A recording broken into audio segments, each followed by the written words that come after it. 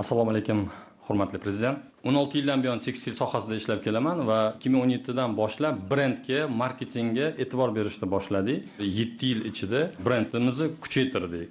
2017-yilga qaradigan bo'lsa, siz aynan siz olib borgan sohamizdagi islohotlar natijasida o'sha inqilobiy o'zgarishlar vujudga keldi. Siz rahbarligingizda klasterlar tizimi asos solindi. GSP Plus qo'lga kiritildi Yevropaga eksport qilish uchun. Paxta terimini majburiy mehnatini yo'q qilindi. Bu chet eldagi brendlarga ham juda qiziq bo'ldi. Hozir aytib o'tdingiz, dunyoda juda jiddiy inqiroz, krizis ketyapti. Bugun Turkiya xabarlarida o'qib qoldim. 147 ta fabrika 3 oy ichida yopilibdi. Men turkiyalik do'stlarimni so'rasa, nimaga yopilyapti desa, bizda yetarli sizlardagi imkoniyatlar yo'q dedi. Ular ko'pi Bangladesh, Afrikaga ko'chib ketyapti ekan. Siz aynan yaratib turgan shart-sharoitlaringiz bilan arzon kredit pul mablag'larini ajratyapsiz. Xalqaro ko'rgazmalarga borish uchun qoplab beryapsiz. Mana shu va undan oldinga yaratib turgan imkoniyatlaringizdan foydalangan holda olg'a ketyapmiz. Men ko'p davlatlarning tekstil salohiyatini tahlil qilib turaman. O'zbekistonda ko'plab brendlar vujudga keldi. Mana 50 dan ortiq brendlarimiz bor. Masalan, Bonito Group'da oladigan bo'lsa, MDH davlatlarida 50 dan ortiq do'konlari bor.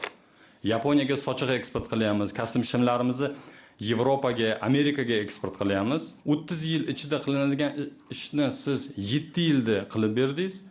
Va mana shu oxirgi 3 yilda tezlashib ketdi. Mana xususan hozir Fortuna Tekstilda oladigan bo'lsa, Inditex platformasiga a'zo bo'lishlari bu juda katta bir ko'rsatkich. Ko'p yil mobaynida biz assortiment ustida ishladik, tizimlashtirish ustida ishladik, sifatli ustida ishladik.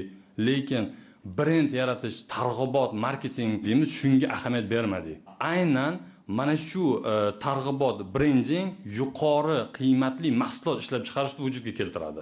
Bitta markazga 50 dan oshiq brendlarni jamlasak, bu xaridorlar ham, xalqimiz ham ko'rib, O'zbekistonda bunaqa brendlar bor ekan deydi. Shu Mol O'zbekiston loyihasiga start berdingiz.